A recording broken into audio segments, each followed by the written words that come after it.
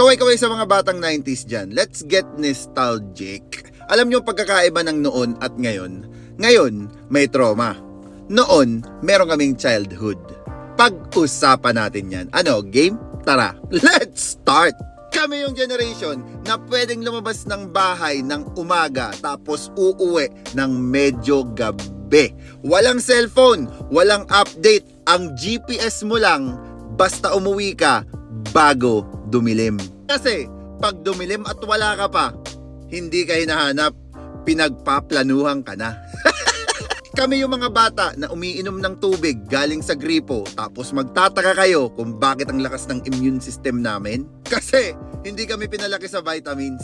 Pinalaki kami sa survival. Pag umiiyak kami dati, walang safe space. Ang tanong agad, anong kalokohan ang ginawa mo? Kasi sa bahay namin, pag umiiyak ka, ang victim, yun ang may kasalanan. At huwag kang magkakamali.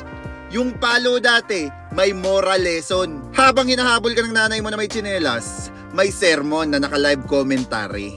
Multitasking.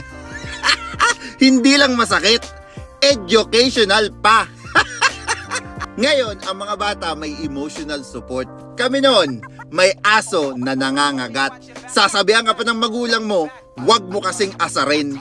Ma, ako yung kinagat eh. At ang commercial dati, hindi ka bebentahan ng produkto, bebentahan ka ng guilt para sa mga batang may cancer.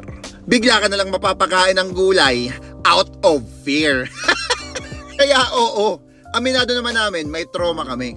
Pero marunong kaming tumawa. Kasi kung hindi ka marunong tumawa sa pinagdaanan mo, maiiyak ka. Tapos tatanungin ka pa kung bakit ka umiiyak. Kaya saludo ako dun sa mga batang 90s. Hindi lang nga 90s 70s, 80s din. Kasi hindi kami healed. Hindi kami perfect. Pero solid kami. Kasi kung nabuhay ka sa childhood namin at marunong ka pa rin tumawa ngayon, hindi ka weak. Veterano ka. Di ba? Peace out.